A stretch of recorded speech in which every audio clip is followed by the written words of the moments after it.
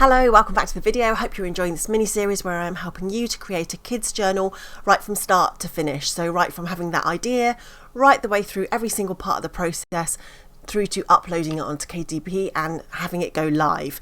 So today we're into the actual fun bit of the video series, so creating an interior, and then we'll get on to creating a cover as well. And there's lots of different ways you can do this, and it depends where you're coming from, what your experience level is, what software you've got, how much time you've got, what budget you've got, what kind of interior you want to create. There's so many different parameters and reasons as to why you might pick the path that you do choose.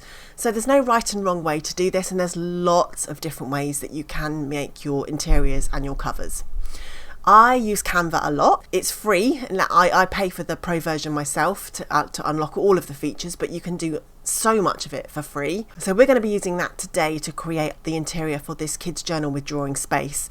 If you're completely new, or if you have very, very little time, or if you are really going for a kind of quantity game, then you could use something like BookBolt or Creative Fabrica, who have absolutely tons of downloadable interiors for you, ready-made, inbuilt, and you just click the download button and you've got a PDF that you can stick a cover on and you can upload it. You can, and you probably should, alter your interior slightly by adding bits at the beginning or at the end, or chopping it up with a program like ilovepdf.com and making it unique and making it your own rather than just hitting download and adding a cover. I would suggest doing some kind of personalization to these interiors. But if you are just looking for something very generic that doesn't lead itself to look like it's just been downloaded, then these are really brilliant websites. I mean, I'm in Creative Fabrica here just to show you, and you can see I just typed in KDP interiors and there are so many. Now I have the paid subscription of Creative Fabrica. I think they do a free trial or a free version. I'm using this mainly for the fonts, but say for something like if you wanted music sheet paper, why make it when you might get it wrong and you could just download it? That's the way I think about it. On my website, I've even made my own freebies for people to download as well, which are 5 different kinds of line notebooks. So you can have a look on that as well. That's thinkbigprofits.com. As you can see, I mean, looking through this, we've even got colouring book interiors in here. I mean, you get really inspired just by looking in something like this as well. So many different kinds of lists and logbooks and trackers and journals and printables, and really, really good stuff. So a lot of that work's done for you, and whether you just use it for inspiration or whether you want to use this as download, add a cover, make it your own, write a great description and upload it, you can do that, and you have got that option. So there's a link down to Creative Fabrica below if you wanted to give it a go. I believe there's a free trial as well. But today for us with our kids journal, we're going to make it in Canva. If I filmed this in real time, it would probably be the most boring video known to man, so I will be doing it with speeded up version but you will be able to completely see the process of what I did, how I did it, and what pages I'm adding before and after, which really are the kind of unique areas. So let's jump into Canva now and I will show you how I made the interior for this particular journal. So we know that this journal is going to be an 8.5 by 11 inch, so I created the page with those dimensions and I just started adding the elements in. So a big box at the top for the drawing, and then I used the kind of cursive practice handwriting element from Canva to draw the lines. Up at the top, I thought because it's a journal, I wanted somewhere for the child to put the date, and then also a kind of subject or a heading. So I wrote today I ... so they can write what the subject is for that page. And then on the second page, it's just writing. So sort of thinking this is a double page spread. So when you look at the kind of grid view in Canva and you can see all of your pages as they would look side by side, it will be like a double page spread where one side they've got the drawing and half page writing, and the next page, the right hand page, would be just for continuing their writing. So then you can just duplicate those pages very fast in Canva and create however many pages you want. We are going to make 120 pages in this particular book. So then at the beginning of your book, you want to add some personalization and to introduce the book. So I wrote a how to use this book section. So this is where I decided to change my font from a Canva font to a Creative Fabrica font.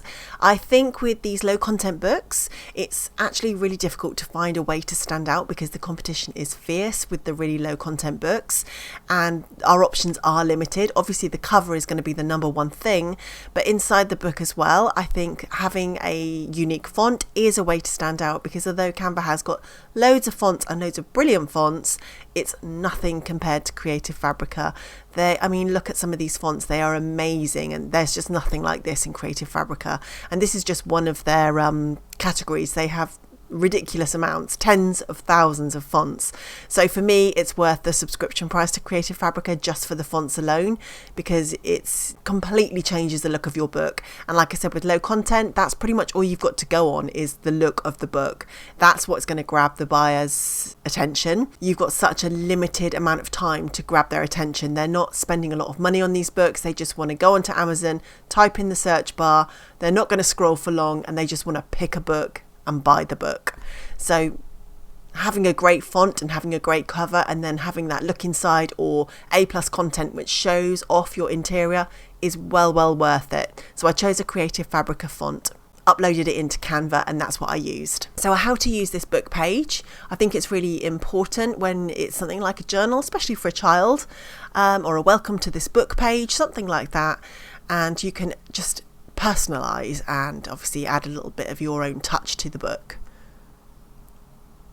So as you can see here, I've added a couple of elements, just a couple of pictures, because we're talking about a kind of vacation style journal.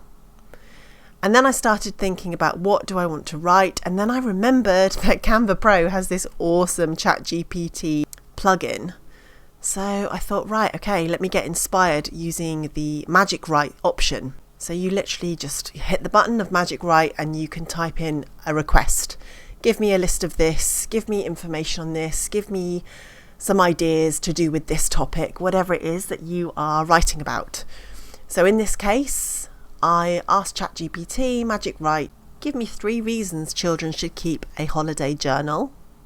Write in a friendly and casual tone. And instantly it gives you some awesome information. So this is obviously written by a bot, so now you're going to rewrite it, take out bits that just don't resonate with you or you think is absolute rubbish, but rewrite it so that it's your words, it's your thoughts, and you're just being inspired by the Magic Write. So this really helped me actually, because then I didn't have to think. Obviously I could come up with this stuff myself, as could you, but this just really takes the pressure off and you can just write it yourself. So in this instance we wrote, this holiday journal will help you and your child remember your precious family adventures. Help your child to consider what activities they enjoyed and how they felt when they recall the activities of each day. Holidays are a perfect time to develop writing skills, as this is a low pressure way to write and enjoy and time to reflect. By allowing your child to write freely, you are providing a great opportunity for them to process any feelings and emotions that might have come up during the holiday. Looking back on this journal for years to come will keep your family holiday in the memories of your little one. Each double page provides a space to draw a picture and write about their favourite thing that happened. There are plenty of pages allowing complete freedom of expression. Then I just played around with the sizing and just making sure it all worked. Then I this is my holiday book page as well. So my name I should change that word holiday to vacation. That's my Britishness coming out. So again, thinking about the market, is this going to British English, American English speaking country? You don't know necessarily, but you have to kind of pick one and kind of keep it congruent throughout the book. So am I going to use the word holiday or am I going to use the word vacation? I need to be congruent.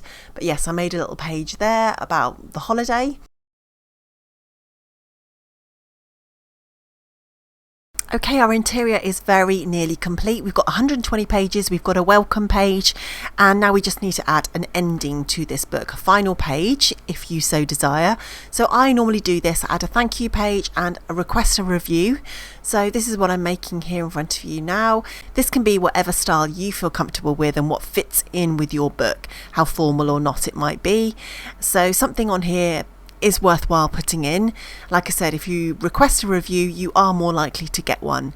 And you can be super smart about this and actually add a QR code as well, so that it's really easy for the customer to get back to the right page on Amazon and leave that review. In this example, I haven't added the QR code. It's just another step of complication that I really didn't want to add into this very long video series.